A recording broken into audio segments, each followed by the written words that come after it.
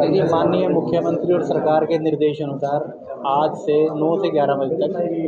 हर एक नगर निगम में, नगर परिषद में, नगर पालिका में 9 से 11 बजे तक समाधान शिविर लगाए जा रहे हैं। किसी भी आम जन को कोई समस्या है, कोई प्रॉपर्टी आईडी को लेकर कोई समस्या है, किसी ने कोई ऑब्जेक्शन लगा रखा है और भी किसी भी प्रकार की कोई समस्या है, कोई इंक्रोचमेंट से रिलेटेड कोई समस्या है, तो वो लोग 9 से 11 बजे तक सारे की सारी ब्रांचेज यहाँ पे बैठी हुई हैं। उनकी समस्या जो तत्काल समाधान होने वाली है उसको तत्काल समाधान करेंगे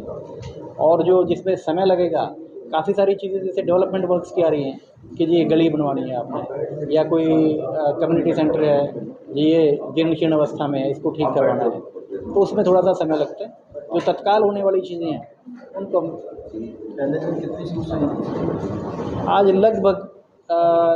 4-5 समस्याएं आई हैं और उसमें जैसा पहले हम सोच रहे थे कि ज़्यादा प्रॉपर्टी आईडी से रिलेटेड समस्या आएंगी, प्रॉपर्टी आईडी से रिलेटेड समस्या हमारे पास नहीं है। ज़्यादातर जो समस्याएं हैं वो इंक्रोचमेंट से रिलेटेड आई हैं और डेवलपमेंट वर्क से रिलेटेड आई हैं। किस तरह का समाधान वगैरह किया गया है? अब मान लो कि एक F ब्लॉक की समस्या है, वहाँ पे एक कम्युनिटी सेंटर है, पहले वो हुड्डा के पास था, अब वो हमारे पास है, तो वो पुराना जीर्ण शीर्ण अवस्था में है, तो उसके लिए हमने कहा है कि 7 दिन के अंदर उसका एस्टीमेट बनाएं और 3 महीने के अंदर एस्टीमेट बना के हम उसको अच्छे से तैयार कर लेंगे। कुछ उसमें 15-20 लाख रुपए का अनुमान है कि इस प्रकार से इतना खर्चा आने की संभावना है। तो इस प्रकार की है कि वहाँ पे कुछ दूसरे प्रकार के तत्व, इस प्रकार की समस्याएं रही हैं कि वहाँ पे कुछ वैसे लोग आ जाते हैं, तो हम अपनी ही एक ब्रांच सैनिटेशन ब्रांच को वहाँ पे शिफ्ट कर देंगे। एक समस्या जैसे एक बीच में कोई हमारी लैंड है कि यहाँ पे रैन बसेरा या कोई लाइब्रेरी बनाई जा सकती है, तो उसमें हमने आपस में मंथन करके आप लोगों से भी विचार विमर्श किया कि यहाँ पे हम लाइब्रेरी या कोई रीडिंग रूम वगैरह बना सकते हैं, तो उसमें 2-3 महीने का समय लगेगा। इस प्रकार की चीज़ें। सर, होर्डिंग्स का मामला है, टेंडर खत्म हो चुका है, फिर भी शहर में अवैध होर्डिंग्स लगे हुए हैं, क्या कार्रवाई नगर परिषद द्वारा की जाएगी सर इसमें? जो हमारे यूनिपोल हैं, लगभग 30 के करीब हमारे यूनिपोल हैं। यूनिपोल चूँकि 4 या 5 बार ई ऑक्शन इनका हो चुका है, तो ई ऑक्शन के माध्यम से अभी तक कोई यूनिपोल हमारा नहीं गया है और उनके ऊपर यदि कोई अवैध किसी ने कोई स्ट्रक्चर वो लगा रखा है, कोई एडवर्टीज़मेंट है, तो अमूमन लगभग साफ़ हैं। कोई किसी प्रकार का कोई धार्मिक है, कोई धन्यवादी है, तो एक आध बार ऐसा कोई होर्डिंग बैनर वहाँ पे लगा हो सकता है। बाकी को हमने कहा है कि इनको हम जल्दी से जल्दी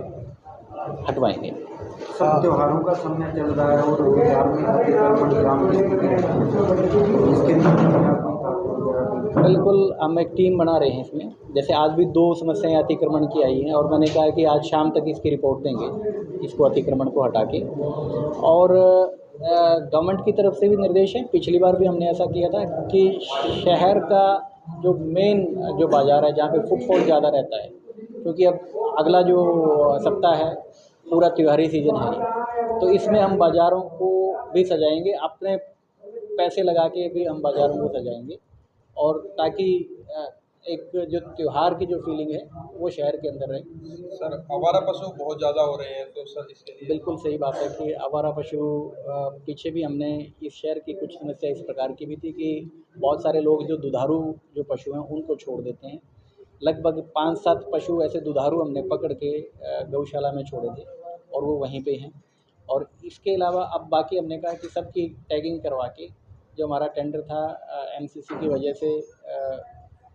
वो ओपन नहीं हुआ था, आजकल में टेंडर ओपन होके हम वर्क ऑर्डर दे देंगे, टैगिंग करके जितनी भी हमारी यहाँ पे गौशाला हैं। और यदि ऐसा है कि भाई गौशाला में हमारे सारे के सारे जो पशु हैं वो वहाँ पे नहीं समायोजित हो पाते, तो हम फिर इसमें गवर्नमेंट को लिखेंगे कि हमें और पैसा दिया जाए और हम कोई और नई कोई गौशाला। सर 1.5 करोड़ रुपए फंडिंग रिकवर करनी है फर्म से, अगर होर्डिंग का मामला था सर, कहाँ तक पहुँचा मामला, कितना रिकवर हो चुका है, क्या देखो, जो ये मामला है इस वाला जो एडवर्टीज़मेंट वाला मामला है, ये कोरोना से पहले जब ई ऑक्शन नहीं था, मैनुअल ये टेंडर दिए जाते थे,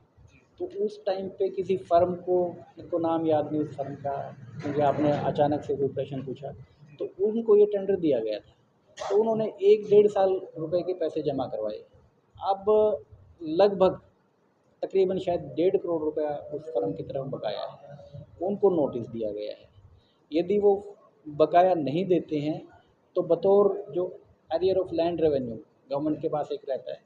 कि जो उनकी जो एसेट्स होते हैं उनको अटैच करने की एक प्रक्रिया होती है, वो फिर पीपी एक्ट के तहत डाल के उसको शहर में वेलकम द्वार लगाए गए हैं, शहर से बाहर होते हैं, बस स्टैंड पे होर्डिंग लगाए गए हैं, लगा 3-4 होर्डिंग लगे हुए हैं शहर में, अगर जगह लगे हुए हैं तो उसके बारे में सर विदाउट पुलिस, जबकि वेलकम द्वार शहर से बाहर होता है, वेलकम सत्सा में एंट्री करने के लिए वेलकम द्वार होता है, वो शहर में लगाए गए हैं, हाँ, बस स्टैंड के पास लगाए गए हैं। वो साइनेज हैं। और ये पीछे कोर्ट में ये मामला चला गया था, फिर जो हमारे विभाग के कमिश्नर एंड सेक्रेटरी साहब हैं, उन्होंने एक स्पीकिंग ऑर्डर पास करके इसको रद्द कर दिया था। अब दोबारा से दूसरी पार्टी कोर्ट में चली गई थी, अब दोबारा से उनको डेट दी गई है दोनों पार्टियों को सुनने के लिए, जैसा गवर्नमेंट का आदेश हो उसके बाद।